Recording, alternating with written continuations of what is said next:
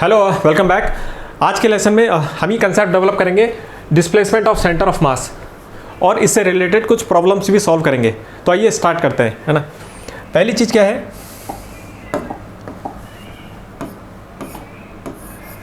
ना।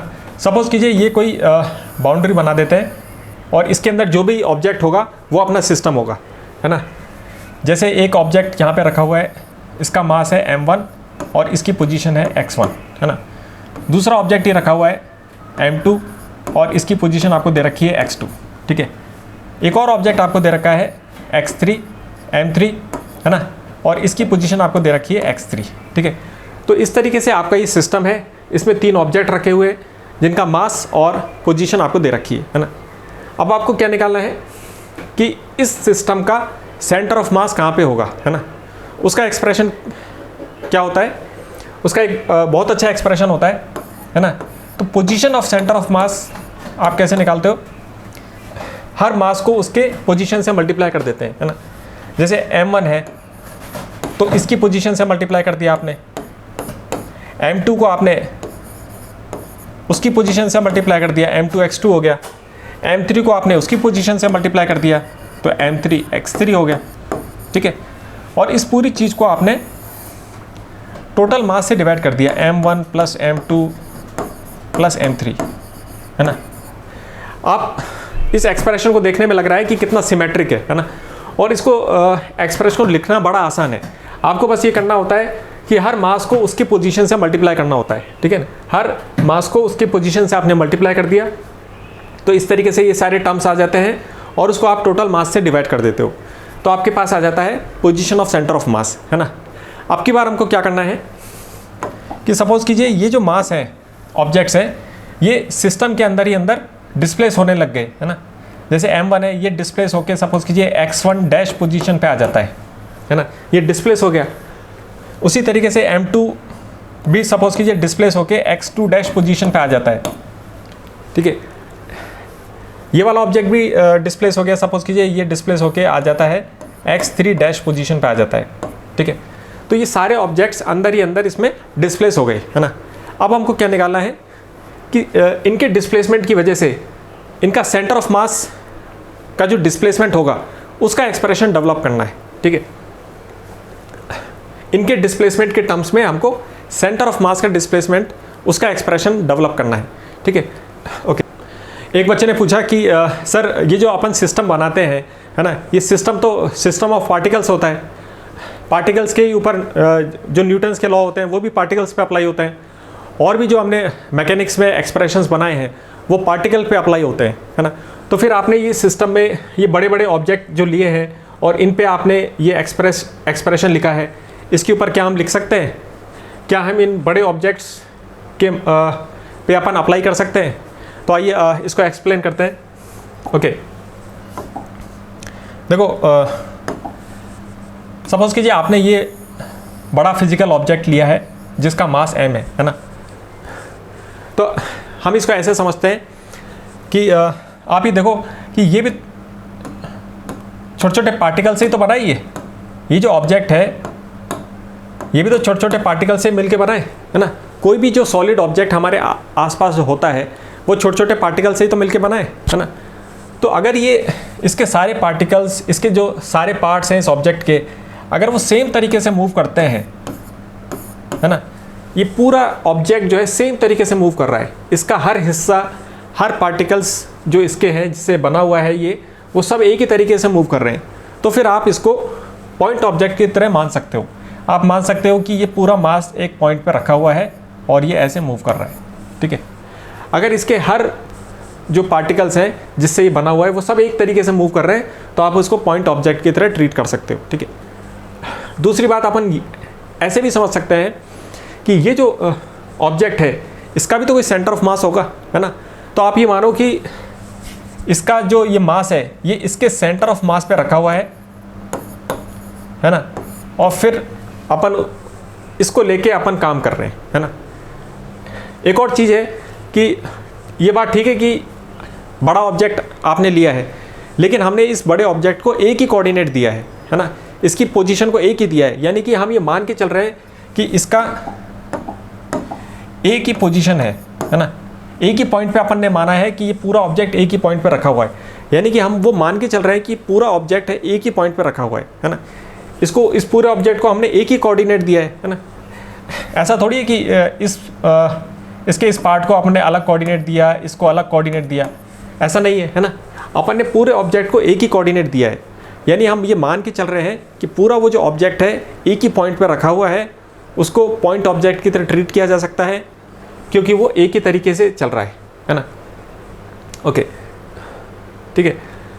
तो इस तरीके से ये पॉइंट वाला कंसेप्ट होता है ना।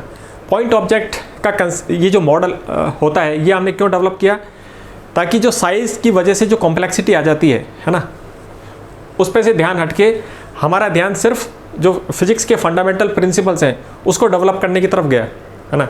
आपने उसकी साइज़ को रिड्यूस करके एक पॉइंट ऑब्जेक्ट बना दिया, अब आपका ध्यान उस कॉम्प्लेक्सिटी पे नहीं है, सीधे फंडामेंटल प्रिंसिपल्स है, तो आपने वो फंडामेंटल प्रिंसिपल्स डेवलप कर लिए। लेकिन अल्टीमेटली हमको काम तो इसी दुनिया में करना है और हमारे आसपास बड़े बड़े ऑब्जेक्ट्स होते हैं, ठीक है।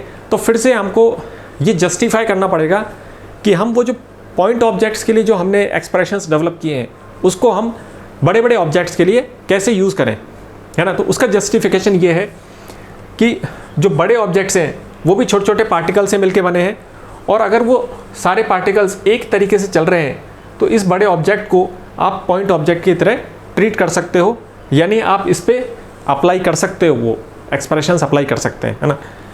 ओके, डिस्प्लेसमेंट का एक्सप्रेशन डेवलप करने से पहले आइए एक चीज़ डिस्कस करते हैं, है ना।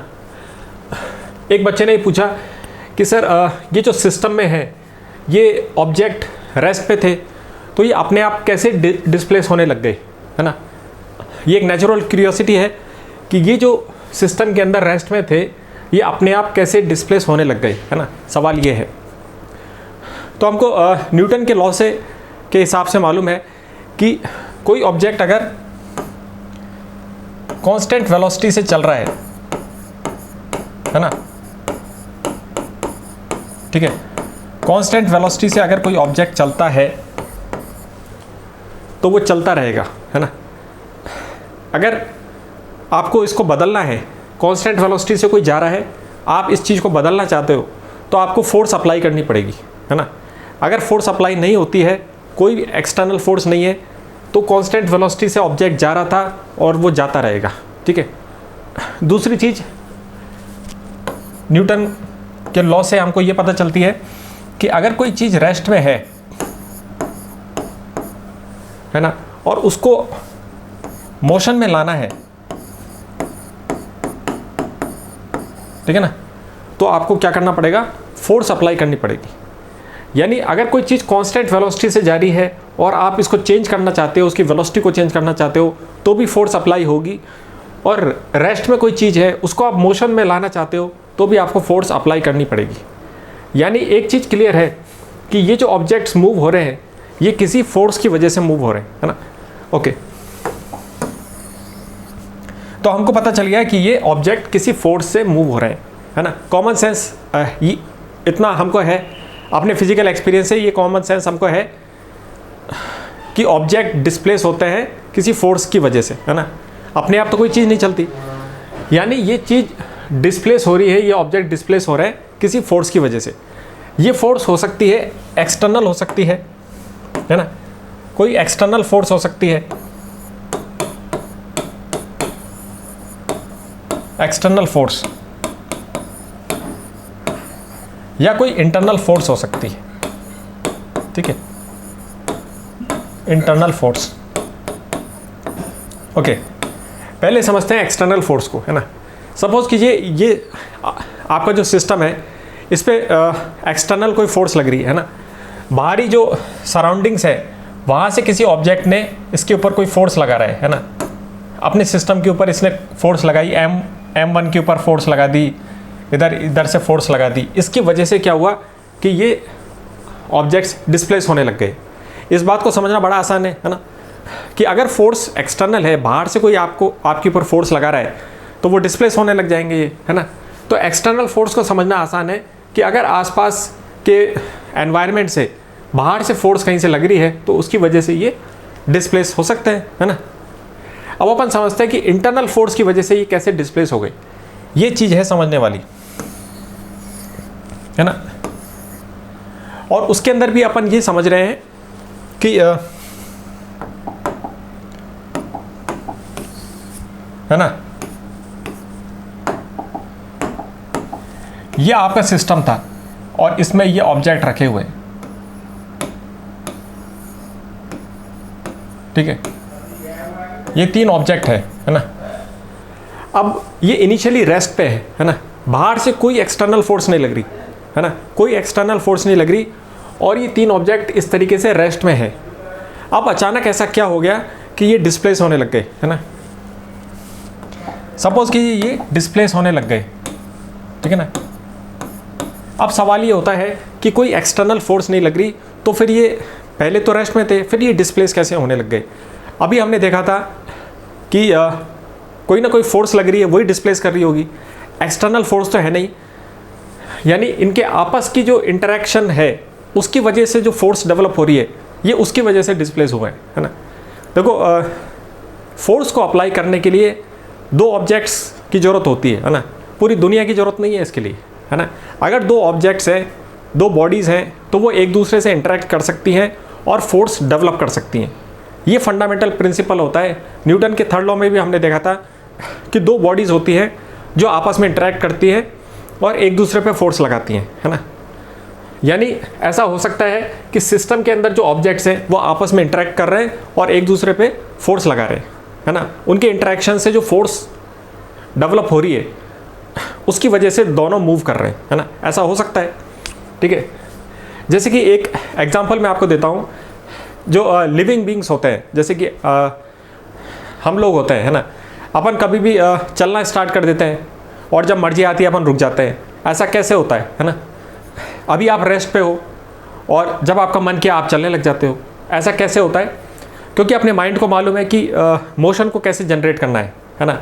आप ग्राउंड को पुश करो और उसके बदले में ग्राउंड आपको पुश करने लग जाएगा, है ना। तो हमको ये चलने का तरीका मालूम है कि आप ग्राउंड को पुश करो और ग्राउंड आपको पुश करने लग जाएगा, है ना। यानी आपने क्या किया, ग्राउंड के साथ इंटरेक्ट किया, उसको पुश किया और ग्राउंड ने आपको आपके ऊपर फोर्स लगाई, यानी मोशन जनरेट किया जा सकता है ना। तो लिविंग बींग्स क्या करते हैं, जब उनको मोशन की ज़रूरत होती है वो दूसरे ऑब्जेक्ट से इंटरेक्ट करते हैं और वहाँ से फोर्स जनरेट होती है और मोशन हो जाता है। यानी इस सिस्टम के अंदर ही ऑब्जेक्ट्स आपस में इंटरेक्ट कर सकते हैं, उससे फोर्स जनरेट हो जाएगी और उस फोर्स से ये मोशन क्रिएट हो सकता है ना। ओके, लेकिन यहाँ पे ये दोनों सिचुएशन में एक अंतर है, वो क्या है? जब एक्सटर्नल फोर्स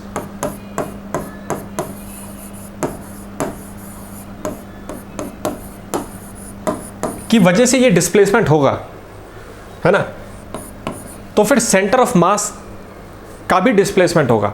सेंटर ऑफ मास भी एक जगह से दूसरी जगह आएगा, ठीक है।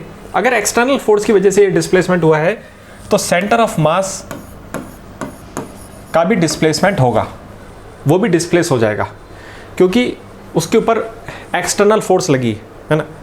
लेकिन अगर इंटरनल फोर्स की वजह से ये डिस्प्लेसमेंट होता है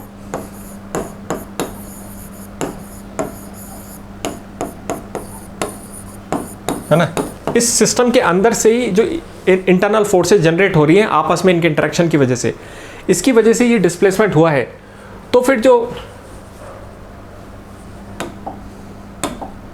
सेंटर ऑफ मास का डिस्प्लेसमेंट है वो कितना होगा? 0। यानी सेंटर ऑफ मास अपनी जगह से नहीं हिलेगा, है ना। इस चीज़ को आप कैसे समझा जाए, है ना। एक्सटर्नल फोर्स का तो अपन को समझ में आ रहा है कि भाई बाहर से फोर्स लग रही है और उसकी वजह से पूरा जो सिस्टम है वो मूव करेगा और सेंटर ऑफ मास भी मूव उसके साथ करेगा। लेकिन अगर इंटरनल फोर्सेस की वजह से ये डिस्प्लेसमेंट हो रहा है तो फिर सेंटर ऑफ मास मूव नहीं करेगा। ऐसा क्यों है? देखो, पहले एक चीज़ समझते हैं कि है ना, एक सिस्टम है, उसमें ये बहुत सारे ऑब्जेक्ट्स हैं और उनका बहुत ही इधर उधर मूवमेंट हो रहा है ना। जैसे कि एक कंटेनर होता है, उसमें गैस के पार्टिकल्स होते हैं, वो इधर उधर, है ना, कंटिन्यूसली मूवमेंट होता है उनका। तो अगर अपन इस कॉम्प्लेक्सिटी को समझने की कोशिश करें, इस कॉम्प्लेक्स मोशन को, कि कोई पार्टिकल किधर जा रहा है, कोई किधर जा रहा है ना, तो ऐसा लग रहा है कि शायद हम इसको कभी समझ ही नहीं पाएंगे। इतना कॉम्प्लेक्स मोशन हो रहा है, कोई ऑब्जेक्ट किधर जा रहा है, कोई ऑब्जेक्ट किधर जा रहा है ना। लेकिन फिर ये देखा गया कि यहाँ पे एक पार्टिकल ऐसा है जो कि बहुत ही प्रिडिक्टेबल तरीके से मूवमेंट है उसका, है ना। वो पॉइंट कौन सा है? सेंटर ऑफ मास। अगर उस पूरे सिस्टम का सेंटर ऑफ मास के ऊपर फोकस किया जाए तो एक बहुत ही नाइस पैटर्न आता है, और आपके जो सारे लॉ हैं, न्यूटन लॉ और जो भी लॉ हैं, वो बिल्कुल सही तरीके से जैसे आप अप्लाई करते थे वैसे अप्लाई हो रहे हैं, है ना। पूरे उस सिस्टम का मास, जो टोटल मास है, उसको आपने सेंटर ऑफ मास वाले पॉइंट पर रख दिया, और फिर आप देखो सारी चीज़ें फिट बैठ जाती हैं। सारे जो आपकी न्यूटन लॉ हैं, जो भी आपने पार्टिकल पे जो डेवलप किए थे एक्सप्रेशंस, वो सब बिल्कुल सही तरीके से अप्लाई हो रहे हैं और बिल्कुल प्रेडिक्टेबल है उसका मोशन, है ना। थोड़ी देर पहले आपको लग रहा था कि क्या इस कॉम्प्लेक्सिटी को हम कभी समझ पाएंगे, लेकिन फिर सेंटर ऑफ मास का जो कंसेप्ट डेवलप हुआ उससे सारी चीज़ें समझ में आ गई और वो कॉम्प्लेक्स मोशन हमको समझ में आ गया, है ना। ये बहुत ही अच्छा कंसेप्ट है, बहुत ही मिस्टीरियस तरीके से पूरी जो मैथ और उसकी फिजिक्स है ना, सब कुछ फिट बैठ जाती है, ठीक है। तो अब हम समझ सकते हैं कि जब एक्सटर्नल फोर्स लगी ही नहीं थी, है ना, जैसे कि हमको मालूम है कि जब तक कोई एक्सटर्नल फोर्स लगेगी ही नहीं तो वो चीज़ मूव करती ही नहीं है। बिल्कुल वही चीज़ है कि जब पूरे सिस्टम का जो सेंटर ऑफ मास है ना, उसके ऊपर कोई एक्सटर्नल फोर्स लगी नहीं तो सेंटर ऑफ मास अपनी जगह से उसका डिस्प्लेसमेंट नहीं होगा, है ना, क्योंकि ये बिल्कुल वैसे ही काम कर रहा है जैसे कि हम पहले काम करते थे। ऑब्जेक्ट पे अगर फोर्स नहीं लगी तो वो मूव नहीं करेगा, बिल्कुल वैसे ही एक सिस्टम के ऊपर जब एक्सटर्नल कोई फोर्स नहीं लग रही तो फिर उसका जो सेंटर ऑफ मास है, जहाँ पे हमने पूरे मास को रखा है, ऐसा अपन अज्यूम कर रहे हैं, तो वो भी मूव नहीं करेगा, ठीक है। थोड़ा आप अपने आप से बातें करके इसको समझने की कोशिश करना, है ना। फिजिक्स को तभी समझा जा सकता है जब अपन अपने आप से डिस्कशन करें, है ना। इसी तरीके से सब्जेक्ट का डेवलपमेंट हुआ था, ओके। तो आपने देखा कि इंटरनल फोर्स की वजह से अगर ये डिस्प्लेसमेंट अंदर ही अंदर हो रहा है तो फिर सेंटर ऑफ मास का कोई डिस्प्लेसमेंट नहीं होगा, है ना। अब हम उस एक्सप्रेशन का उसको डेवलप करते हैं, है ना। आइए उसको देखते हैं। आइए अब डिस्प्लेसमेंट वाला एक्सप्रेशन डेवलप करते हैं, है ना। तो ये आपकी पहली स्थिति थी। ये आपका सिस्टम है जिसमें तीनों मासेस रखे हुए हैं और उनकी इनिशियल पोजीशन आपको दे रखी है ना। इस पोजीशन से आपने सेंटर ऑफ मास की पोजीशन निकाल ली, है ना। इस एक्सप्रेशन से हर मास को उसके कोऑर्डिनेट से मल्टीप्लाई करके इस तरीके से आपने सेंटर ऑफ मास की पोजीशन निकाल ली, है ना। अब ये मासेस डिस्प्लेस होकर के इनकी पोजीशन चेंज हो गई, है ना। m1 x1 से अब x1 डैश पोजीशन पे आ गया, उसी तरीके से m2 x2 डैश पोजीशन पे आ गया और m3 x3 डैश पोजीशन पे आ गया, है ना। यानी इन तीनों के अंदर डिस्प्लेसमेंट हो गया, है ना। अब ये जो नई स्थिति है और इसके कोऑर्डिनेट्स हमको मालूम है, तो आपने इन कोऑर्डिनेट्स की सहायता से सेंटर ऑफ मास की नई पोजीशन निकाल ली। वो क्या है? बिल्कुल उसी तरीके से निकालना है। मास को उसके कोऑर्डिनेट से मल्टीप्लाई कर दिया, है ना, सबको ऐड करके आपने मास से डिवाइड कर दिया, तो सेंटर ऑफ मास की आपने नई पोजीशन निकाल ली, है ना। तो आपने देखा सेंटर ऑफ मास की पहली पोजीशन ये थी और बाद में डिस्प्लेस होने के बाद उसकी क्या पोजीशन आ गई? XCM डैश, है ना। यानी सेंटर ऑफ मास इस पोजीशन से इस पोजीशन में डिस्प्लेस हो गया, है ना। ठीक वैसे ही जैसे कि हर मास डिस्प्लेस हुआ है, ये x1 से x1 डैश में हुआ है डिस्प्लेसमेंट, उसी तरीके से सेंटर ऑफ मास भी इस पोजीशन से इस पोजीशन में डिस्प्लेस हो गया, है ना। अब आप क्या करोगे कि आपको डिस्प्लेसमेंट निकालना है। डिस्प्लेसमेंट आप कैसे निकालते हैं?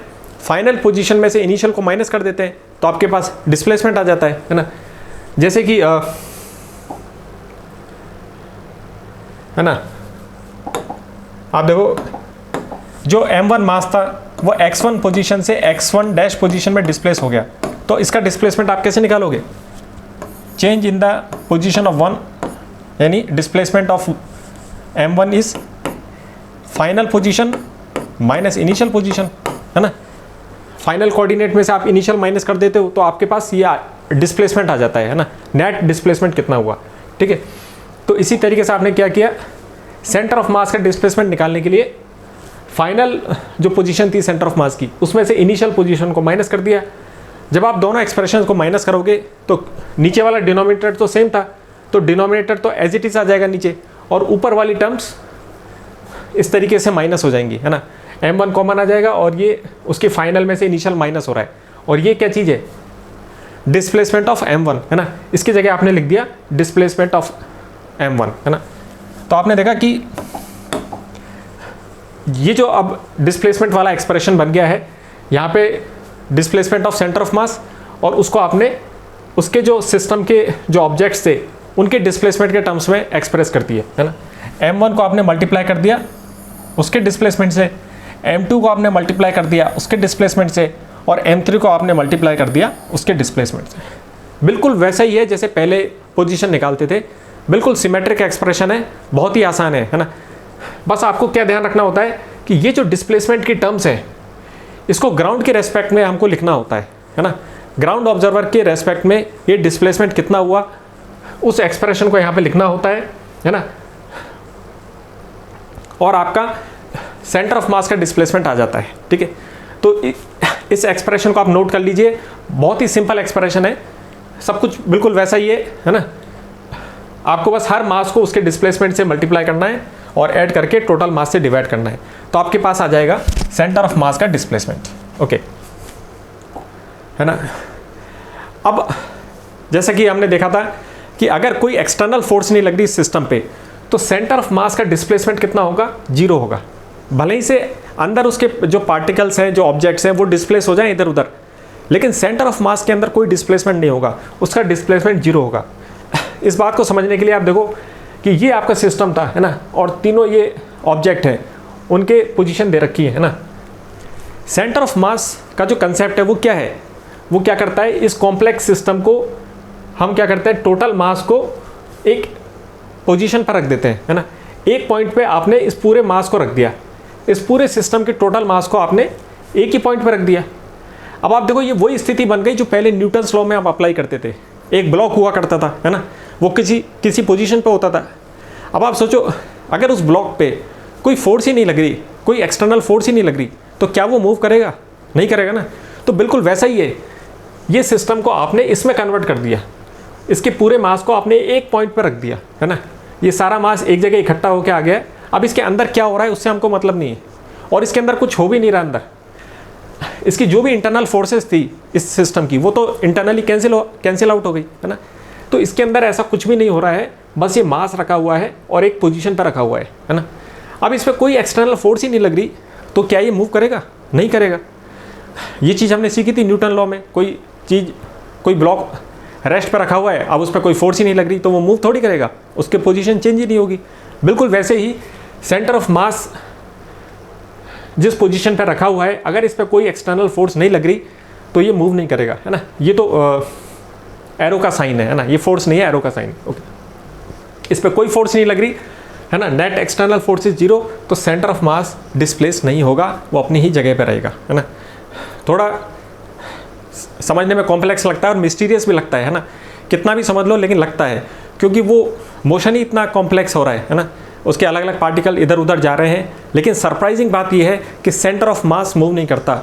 और जब हम प्रॉब्लम्स में इस क्वेश्चन को करते हैं और उसका जब आप एनालिसिस करोगे ना, मतलब आंसर निकालने के लिए नहीं, सिर्फ फिजिक्स के इंटरेस्ट के लिए, तो आप देखोगे कि सेंटर ऑफ मास की पोजीशन चेंज नहीं हुई।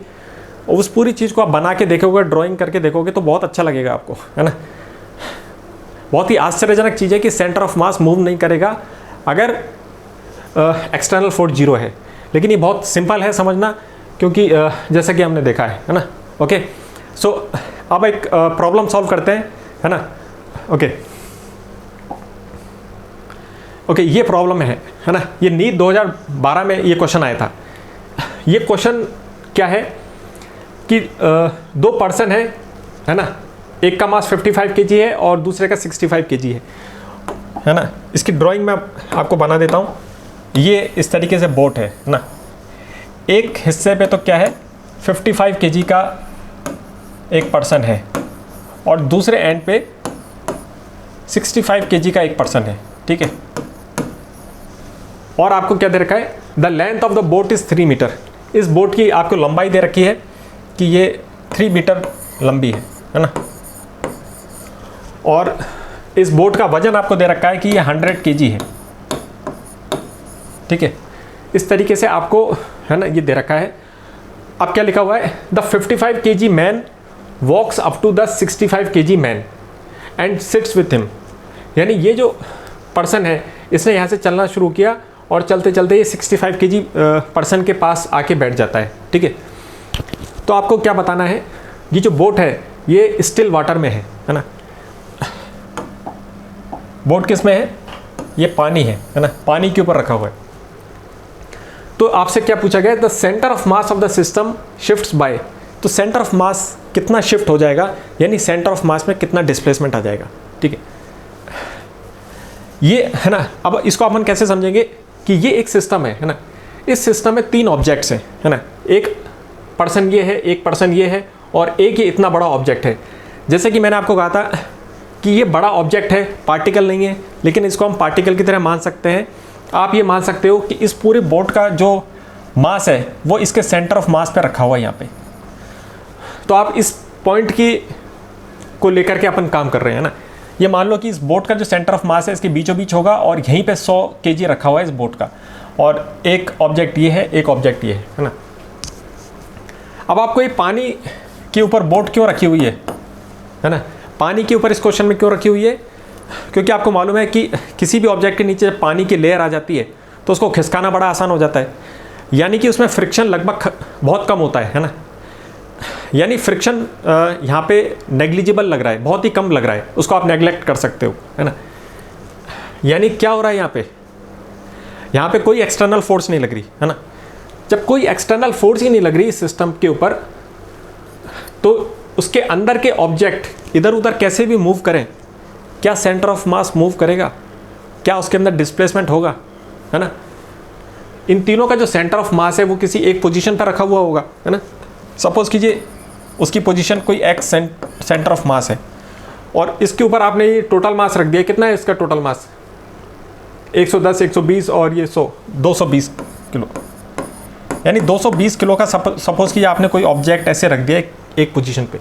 अब इस पर कोई एक्सटर्नल फोर्स ही नहीं लग रही, तो क्या ये मूव करेगा, मूव नहीं करेगा, है ना। यानी इसका आंसर क्या हो जाएगा, centre of mass will shift by 0, उसमें कोई डिस्प्लेसमेंट नहीं होगा।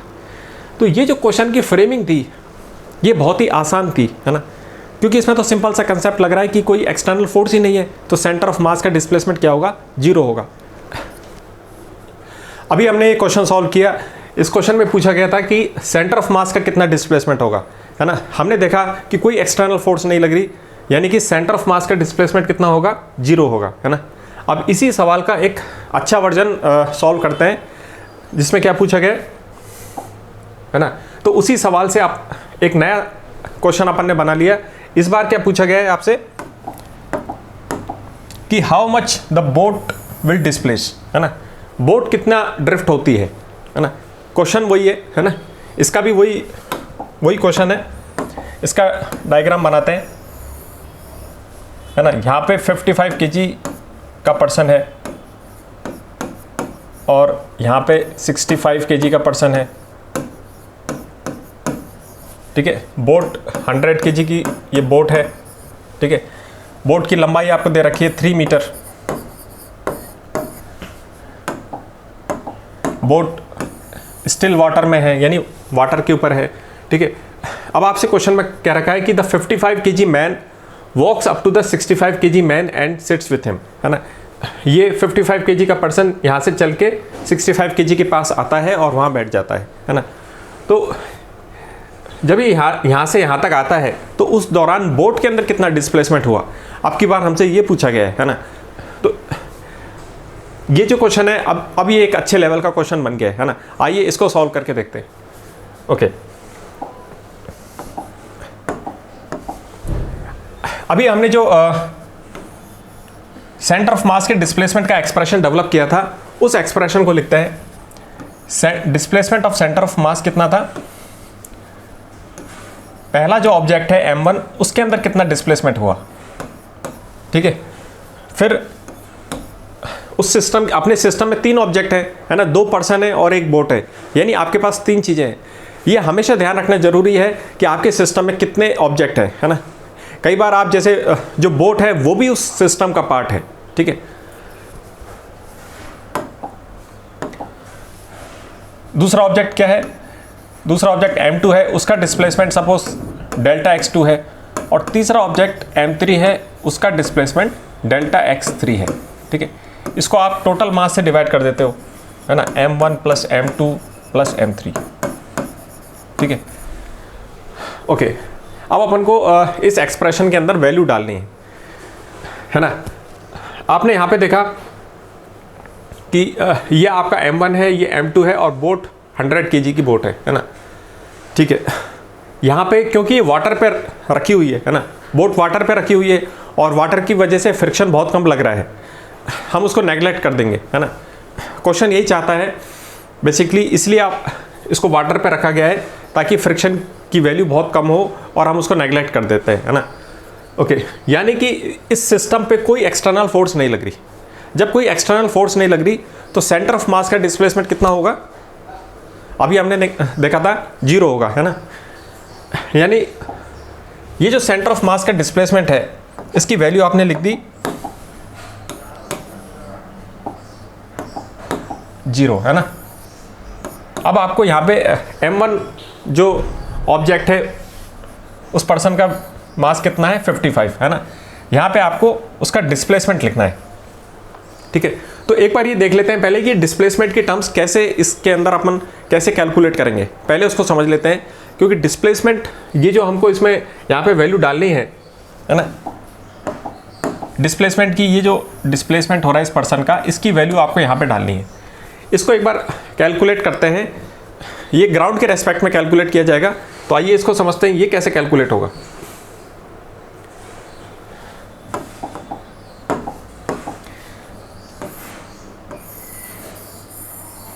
ठीक है ना, इस पूरे प्रोसेस की कुछ फिजिक्स देखते हैं कि यहाँ पे फिजिक्स किस तरीके से हो रही है, ठीक है। ये पर्सन है ना 55 kg और ये बोट है 100 kg की, ठीक है। अब इस क्वेश्चन में कह रखा है कि इस 55 kg पर्सन ने चलना स्टार्ट किया, है ना। अभी हमने देखा था कि लिविंग ऑर्गेनिजम्स जो होते हैं वो किस तरीके से मोशन जनरेट करते हैं, किसी ऑब्जेक्ट को, है ना, वो उस पर फोर्स लगाएगा और उसकी वजह से जो उसको फोर्स मिलेगी उस फोर्स से वो मूव करेगा आगे, है ना। लिविंग ऑर्गेनिजम्स कैसे चलते हैं, अपन कैसे चलते हैं ग्राउंड पे, आप ग्राउंड को पुश करते हो, है ना, और फिर ग्राउंड आपको पुश करता है। तो यहाँ पे ये पर्सन कैसे चला होगा, इसने बोट को पुश किया होगा, है ना, बोट को पुश किया इसने पीछे की तरफ, तो इसको फोर्स मिली आगे की तरफ, है ना। ये आगे की तरफ चल रहा है उस फोर्स की वजह से, और जो इसने बोट को पुश किया था उसकी वजह से बोट इस तरफ चलेगी। तो आपने यहाँ पे जो किस तरीके से मोशन हो रहा है, कैसे फोर्स जनरेट हुई उसको समझ लिया, और इसके हिसाब से हमको मालूम चल गया कि ये पर्सन जब आगे चलेगा तो बोट को पुश करेगा और बोट कहाँ पे जाएगी, इस तरफ जाएगी, है ना। ओके, तो आपको क्या दे रखा है कि ये 55 kg का पर्सन यहाँ से स्टार्ट होकर के यहाँ तक आ जाता है ना। ये यहाँ पे आ जाता है, ये 55 kg का पर्सन यहाँ पे आ गया और यहाँ पे पहले से 65 kg का पर्सन है एक, ठीक है। ये जो हमने यहाँ पे फिजिक्स देखी, इससे आपको ये चीज़ मालूम चल गई कि ये जिस प्लेटफॉर्म पे खड़ा है, ये पर्सन जिस प्लेटफॉर्म पे खड़ा है, ये जो बोट है ये भी कैसा प्लेटफॉर्म है, मूविंग प्लेटफॉर्म है, यानी प्लेटफॉर्म खुद डिस्प्लेस हो रहा है। जब कोई चीज़ मूविंग प्लेटफॉर्म होता है तो आप इसका डिस्प्लेसमेंट कैसे लिखोगे, टोटल ग्राउंड ऑब्जर्वर, है ना। सपोज कीजिए ग्राउंड है, ग्राउंड ऑब्जर्वर के रेस्पेक्ट में हमको इसका डिस्प्लेसमेंट लिखना है, तो वो हम कैसे लिखेंगे, उसको कैलकुलेट कर रहे हैं यहाँ पे, है ना। डिस्प्लेसमेंट ऑफ इस पर्सन का डिस्प्लेसमेंट कितना हो जाएगा, डेल्टा x1, है ना। इसकी वैल्यू आप कैसे लिखोगे, पहले आपको लिखना है डिस्प्लेसमेंट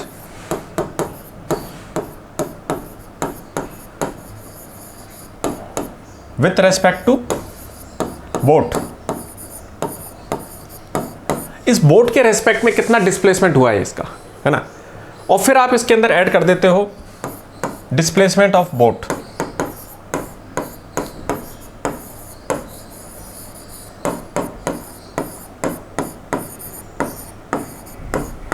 ठीक है ना।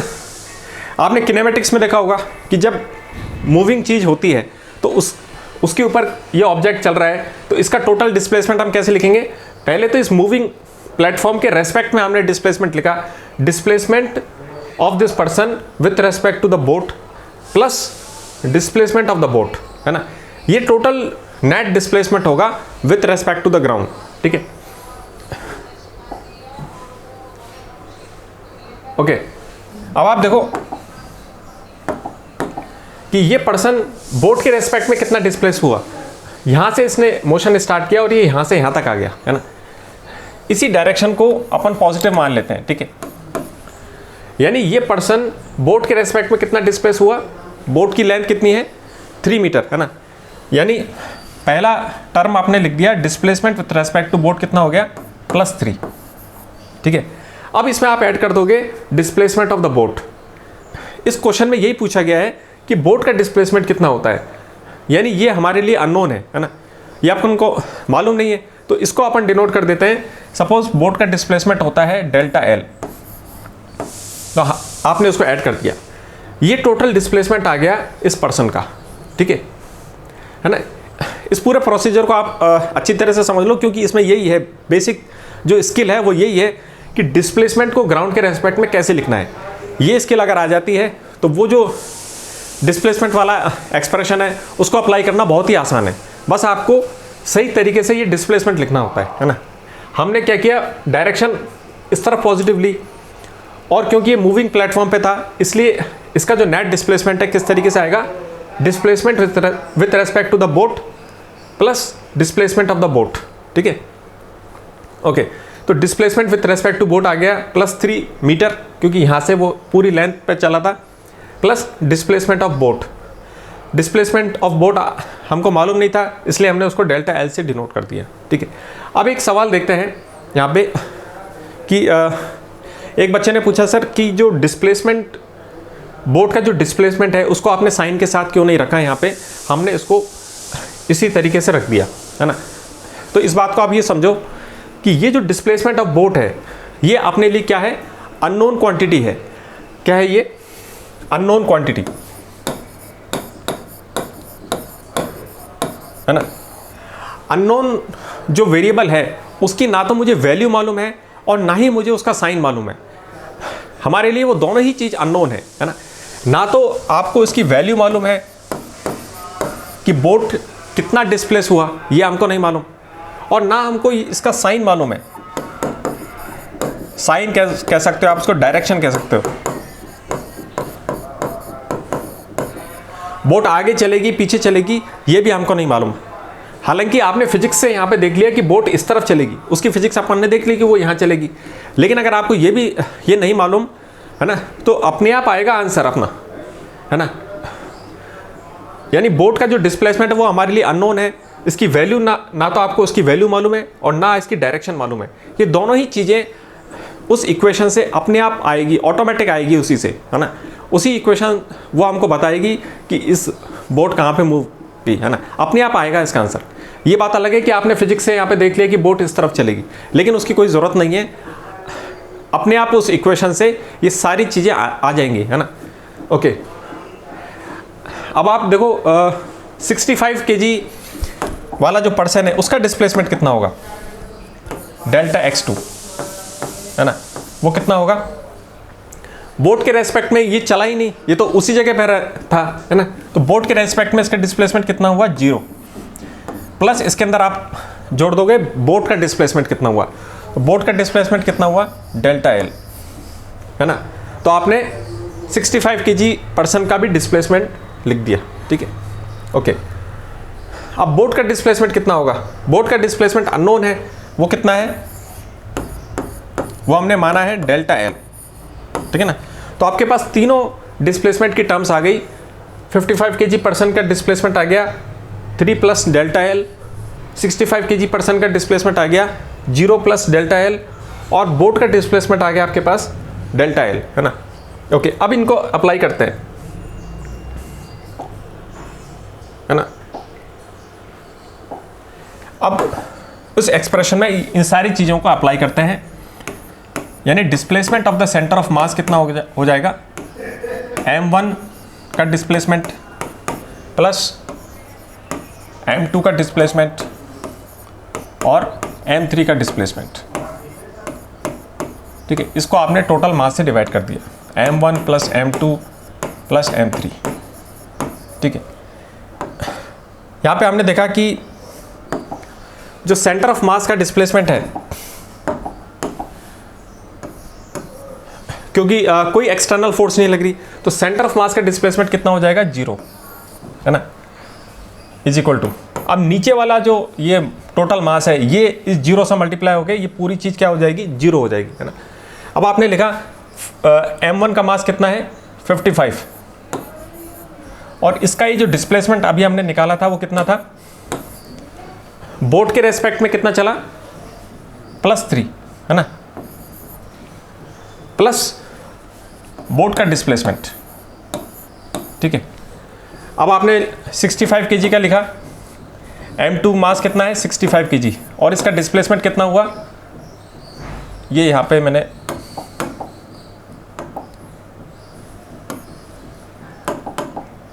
ये x2 होगा, है ना। तो 65 kg पर्सन का डिस्प्लेसमेंट कितना हुआ, बोट के रेस्पेक्ट में वो 0 चला था, और प्लस आ जाएगा इसमें बोट का डिस्प्लेसमेंट, ठीक है, प्लस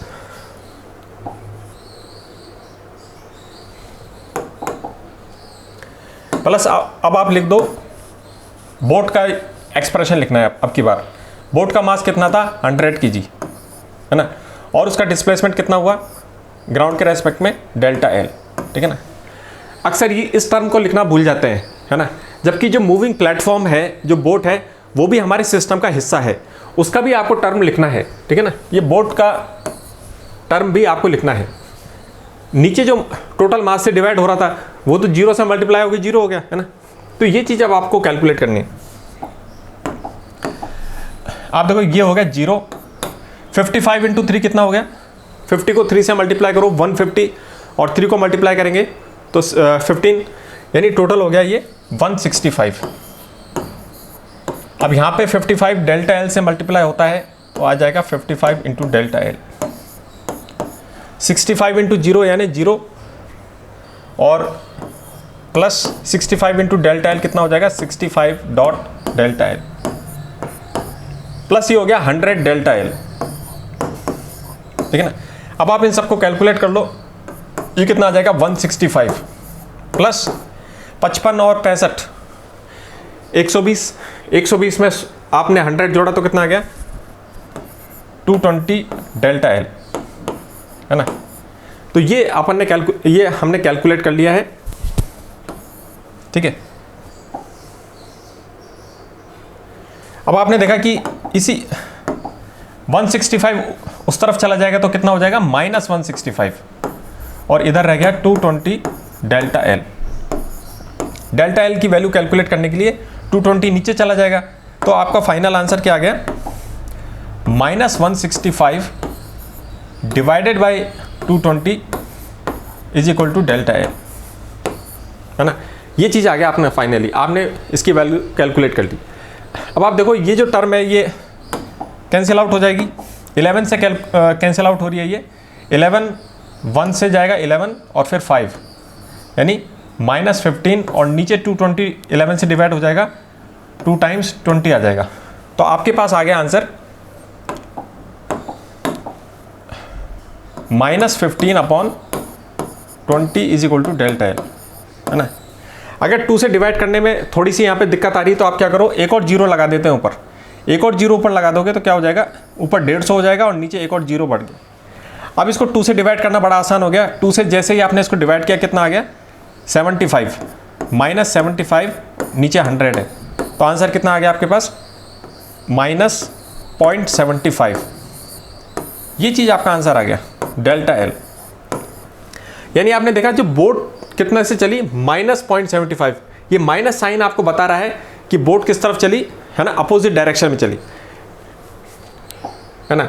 ये है क्वेश्चन आपका, यानी बोट इस तरफ चली, आपने इस तरफ पॉजिटिव डायरेक्शन माना था, और हमारा आंसर क्या आ गया कि displacement of the boat is -0.75, यानी वो माइनस की दिशा में इस तरफ चली है 0.75, क्योंकि क्वेश्चन में हमसे सिर्फ इसका वैल्यू पूछी थी, साइन नहीं पूछा है ना, सिर्फ वैल्यू पूछी है कि कितना डिस्प्लेसमेंट हुई, हाउ मच, तो आपका आंसर आ गया 0.75 मीटर। ठीक है, तो आपने डिस्प्लेसमेंट निकाल लिया बोट का, है ना। तो इस पूरे प्रोसेस को आप समझो कि डिस्प्लेसमेंट कैसे निकाला जाता है ग्राउंड के रेस्पेक्ट में, हम उस पूरी टर्म को कैसे उसको लिखते हैं, और अगर आपने उसको सही तरीके से लिख दिया तो आंसर आ जाएगा, है ना। ओके, ये जो प्रॉब्लम आपके सामने है ये एक टेस्ट प्रॉब्लम है जो आपके लिए डिज़ाइन की है, इसको आपको ही पढ़ना है ना। ये पूरा स्टेटमेंट आपको पढ़ना है, इसको समझना है और आपको सॉल्व करना है। जो भी आंसर आपका आएगा उसको आप कमेंट बॉक्स में लिख सकते हो, है ना। इस बार हमने देखा कि एग्ज़ाम बनाने वाली संस्था से हमने कई सवाल किए, है ना। अब उसकी बारी है हमसे सवाल पूछने की, यानी ऐसा लगता है कि थोड़ा डिफ़िकल्टी लेवल हाई रहेगा, ठीक है। और आपको भी अब थोड़ी अच्छी प्रॉब्लम्स की प्रैक्टिस करना स्टार्ट कर देना चाहिए, ठीक है। पहले जैसी आसान प्रॉब्लम का रेशियो थोड़ा कम रहेगा और डिफ़िकल्ट प्रॉब्लम का प्रोपोर्शन थोड़ा सा ज़्यादा रहेगा, ठीक है। ओके, तो इसको सॉल्व करने से पहले हम वो इंटरेस्टिंग चीज़ देखते हैं कि सेंटर ऑफ मास, है ना, मूव नहीं किया, आखिर ये कैसा हो गया। उसकी पूरी ज्योमेट्री देखते हैं कि आखिर सेंटर ऑफ मास मूव नहीं कर रहा, ये कैसे, इस चीज़ को कैसे समझे, कैसे विजुलाइज करें। तो उस पूरे सिचुएशन की पिक्चर बनाते हैं और उसकी ज्योमेट्री देखते हैं मोशन की क्या हो रहा है वहाँ, ठीक है। ओके, तो ये आपने देखा था कि ये बोट थी, है ना, यहाँ पे 55 kg का पर्सन था और यहाँ पे 60 kg का पर्सन था, 65 kg का पर्सन था, ठीक है। बोट का मास आपको दे रखा था 100 kg, है ना। ये तीन चीज़ें हैं आपके सिस्टम में, ठीक है। ओके, तो पहले देखते हैं बोट का सेंटर ऑफ मास किधर होगा, है ना। बोट बिल्कुल एक जैसी है, तो इसका जो सेंटर ऑफ मास है इसके बीचों बीच होगा, है ना। ये बीच वाली लाइन है, ठीक है, यहाँ पे बोट का सेंटर ऑफ मास है।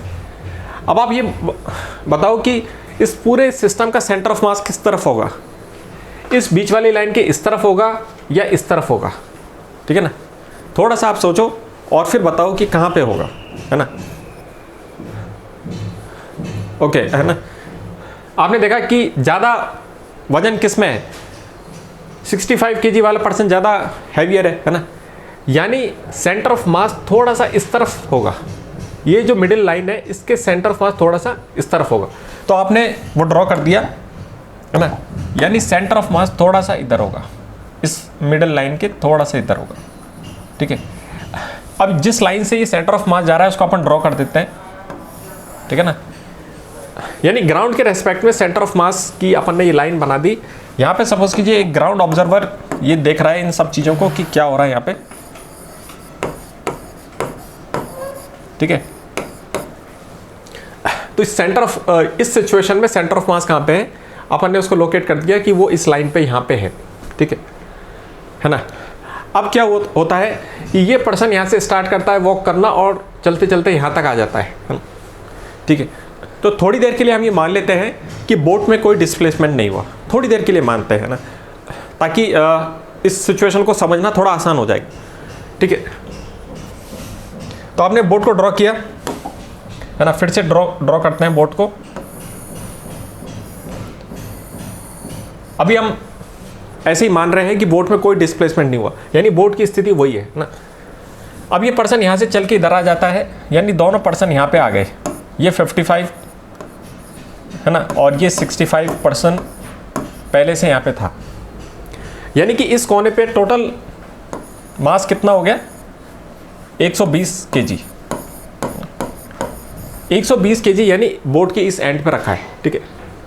और इस बोट का जो सेंटर ऑफ मास है, अगर सिर्फ अपन बोट की बात करें तो वो कहाँ पे आएगा, इसके मिडिल पे आएगा, मिडिल वाली लाइन जो है इसकी, है ना, यहाँ पे आएगा, ठीक है ना, 100 kg। यानी मास के दो सेंटर हो गए, एक तो 100 kg जो बोट के मिडिल पे है और 120 kg जो कि बोट के इस एंड पे है ना। अब आप ये देखो कि इस सिचुएशन में इस बोट का सेंटर ऑफ, इस पूरे सिस्टम का सेंटर ऑफ मास किधर होगा। तो आपने देखा कि एक मास तो इधर है और एक मास ये टोटल इधर है 120, तो इन दोनों का सेंटर ऑफ मास किधर होगा। अब आपने देखा कि ये ज़्यादा वजन किस में है, 120 है ना, यानी सेंटर ऑफ मास इन दोनों पॉइंटों का इस तरफ रहेगा, 120 की तरफ रहेगा, है ना। तो उसको ड्रॉ कर देते हैं, यानी 120 की तरफ रहेगा। सपोज कीजिए वो यहाँ पे है सेंटर ऑफ मास, तो सेंटर ऑफ मास आपने ड्रॉ कर दिया, ठीक है। ये लाइन बना देते हैं यहाँ पे, ठीक है, ये एक इमेजिनरी लाइन है, ठीक है, यानी सेंटर ऑफ मास यहाँ पे है, और पहले वाला जो सेंटर ऑफ मास था वो इधर है ना। उस सिचुएशन का सेंटर ऑफ मास इधर था, और अब की बार सेंटर ऑफ मास थोड़ा इधर हो गया, क्योंकि ज़्यादा मास इधर इकट्ठा हो गया इस तरफ, तो सेंटर ऑफ मास और इधर आ गया, है ना। ये अपन ऐसे ही मान रहे हैं कि बोट का डिस्प्लेसमेंट नहीं हुआ, ये मान के हमने ये डायग्राम बनाए हैं, है ना। अब क्योंकि हमको मालूम है कि उस पूरे सिस्टम पे कोई एक्सटर्नल फोर्स अप्लाई नहीं हो रही, यानी सेंटर ऑफ मास अपनी जगह से नहीं हिलेगा, है ना। तो आप देखो, अगर ये बोट, ये जो सेंटर ऑफ मास है, अगर ये डिस्प्लेस होकर के ये बोट इधर आ जाती है ना, ये डिस्प्लेस होके बोट सपोज कीजिए इधर आ जाती है, तो सेंटर ऑफ मास वापस उसी लाइन पे आ जाएगा, है ना।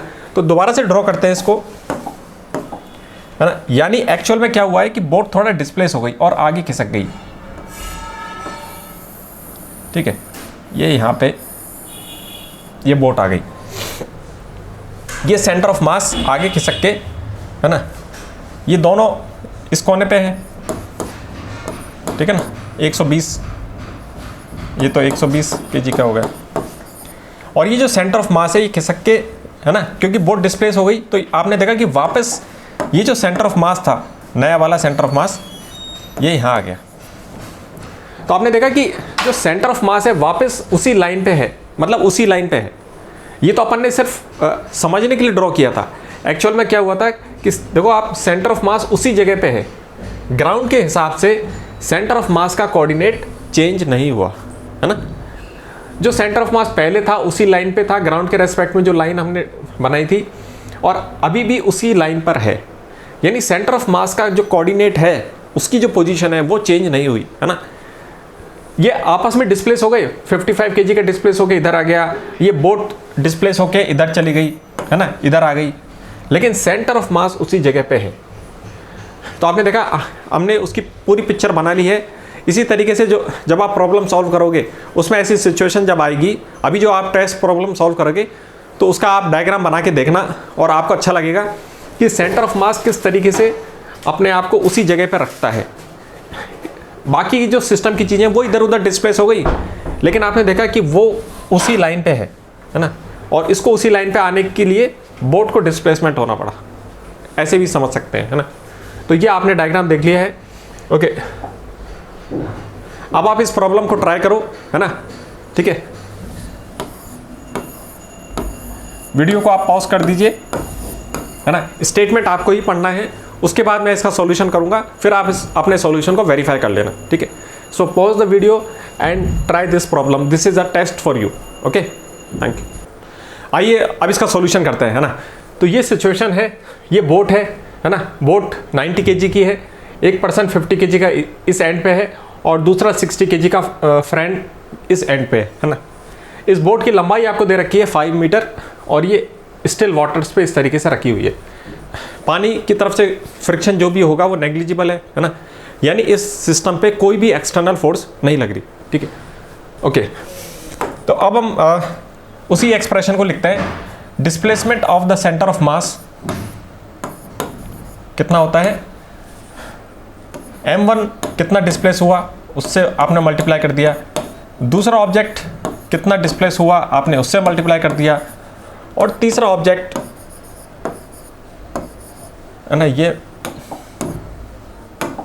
2 आएगा, और तीसरा ऑब्जेक्ट कितना डिस्प्लेस हुआ आपने ये सारे टर्म्स लिख दिए, है ना। बहुत ही सिंपल है, हर मास को उसके डिस्प्लेसमेंट से मल्टीप्लाई करना है। डिवाइड कर दिया आपने टोटल मास से, m1 plus m2 plus m3, है ना। अब हमको इस एक्सप्रेशन में क्या करना है, ये जो डिस्प्लेसमेंट की टर्म्स है इनका वैल्यू डालनी है बस इसमें, है ना। ये डिस्प्लेसमेंट की वैल्यू आपको डालनी है, ठीक है। हमने ध्यान रखना है कि बोट को भी इंक्लूड करना है, कई बार हम ये भूल जाते हैं, ठीक है। ये जो प्लेटफॉर्म है ये भी इसी सिस्टम का हिस्सा है ना, ठीक है। तो ये बोट वाला टर्म आपने लिख दिया, ठीक है, ओके, है ना। अब आपको मालूम है कि क्योंकि कोई इस एक्सटर्नल फोर्स नहीं लग रही इस सिस्टम पे, यानी displacement of centre of mass कितना हो जाएगा, 0 हो जाएगा, है ना। और ये जो नीचे वाला टोटल मास है ये उधर मल्टीप्लाई होगी, ये भी 0 हो जाएगा, ठीक है। तो आपने इसको लिख दिया, है ना। अब m1 मास कितना है, 50 kg मास, तो आपने लिख दिया 50 kg, ठीक है। इसका डिस्प्लेसमेंट कितना है, ग्राउंड के रेस्पेक्ट में हमको इसका डिस्प्लेसमेंट लिखना है, क्योंकि ये मूविंग प्लेटफॉर्म पे है। तो पहले अपन लिखते हैं कि इसका बोट के रेस्पेक्ट में कितना डिस्प्लेसमेंट हुआ, और उसमें हम ऐड कर देंगे कि बोट का कितना डिस्प्लेसमेंट हुआ, ठीक है ना। इस वाली डायरेक्शन को हम पॉजिटिव मानते हैं, है ना, आगे की ये डायरेक्शन पॉजिटिव है। तो आपने देखा था कि ये चल के मिडिल पे आ गया, है ना, मिडिल पे आ गया, तो बोट के रेस्पेक्ट में ये कितना चला,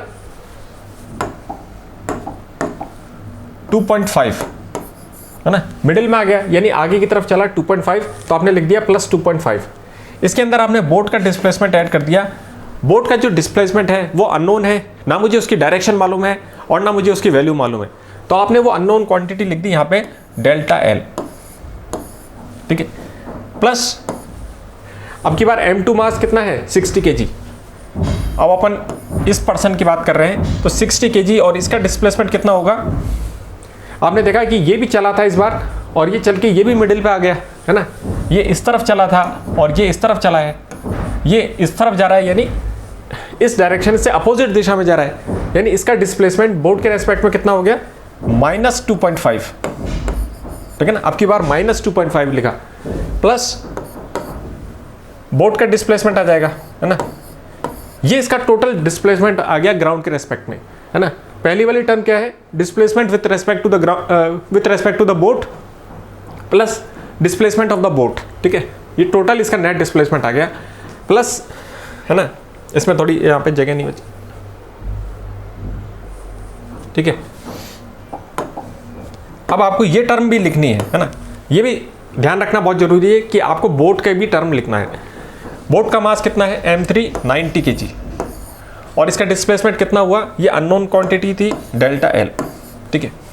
नीचे जो टोटल मास था वो तो आप पहले ही 0 से मल्टीप्लाई करके वो पूरी चीज़ 0 हो चुकी है। अब आप इसको सॉल्व करो, कितना आ जाएगा, 50 इंटू 2.5, 0 से पॉइंट हट जाएगा, यानी 125 प्लस 50 डेल्टा एल। अब आप 60 से मल्टीप्लाई करोगे, 60 इंटू 2.5, है ना, ये आ जाएगा आपका -150 प्लस 60 इंटू डेल्टा एल, और ये आ गया आपका इधर 90 डेल्टा एल, है ना, ये आ गया। अब आप इसको टोटल सम कर लो, 125 है इधर नंबर और ये इधर -150 है, तो ये माइनस होकर कितना आ जाएगा नेट, -25 प्लस 50 और 60, 110, 110 में आपने 90 जोड़ा तो कितना आ गया, 200, है ना। डेटा मैंने इसी तरीके से लिया है जैसे एग्जामिनर सेट करते हैं कि टोटल होकर के वो अच्छी चीज़ बन जाती है, डिवाइड करना आसान हो जाता है ना। ओके, तो ये आ गया आपका 0। अब आप इसको सॉल्व कर सकते हो आराम से, है ना। 25 उधर चला जाएगा, 25 उधर चला गया, तो ये आ गया 200 डेल्टा एल, और डेल्टा एल की वैल्यू अब आ जाएगी 25/200, है ना।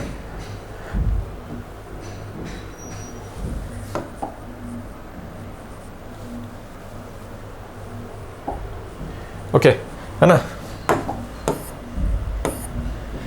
ठीक है। इसको भी सॉल्व करने के लिए थोड़ा सा और अपन सोच सकते हैं कि देखो 25 को 2 से डिवाइड करना थोड़ा सा मुश्किल होता है, आसान है लेकिन थोड़ा सा मुश्किल होता है। तो आप इसको कैसे करोगे,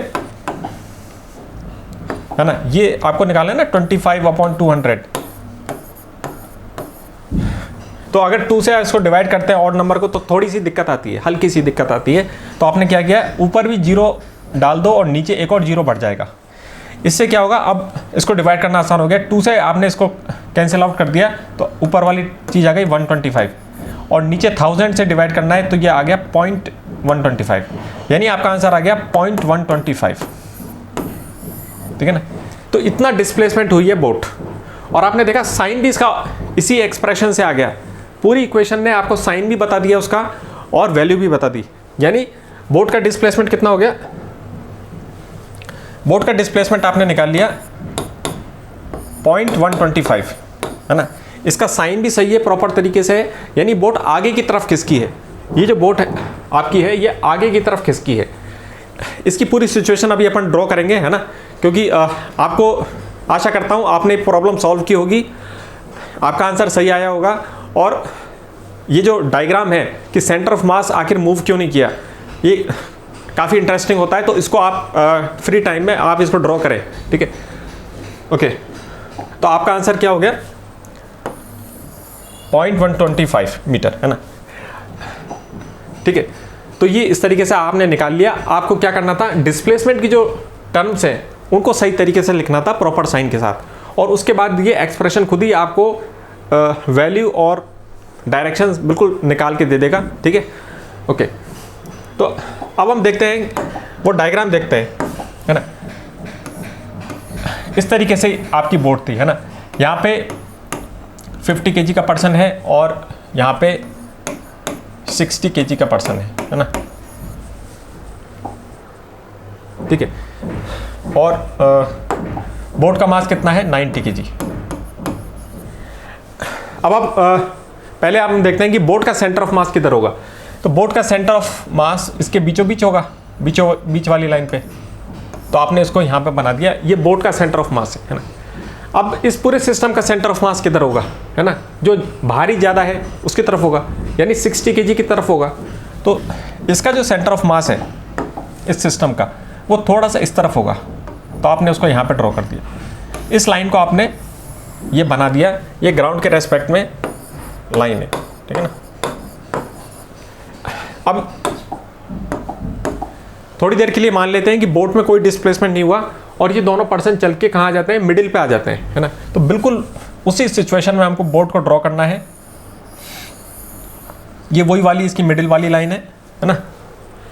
ओके, ये मिडिल लाइन पे आ जाता है 50 kg, है ना। एक फ्रेंड चल के मिडिल पे आ जाता है और ये भी मिडिल पे आ जाता है, यानी दोनों मिडिल पे आ गए।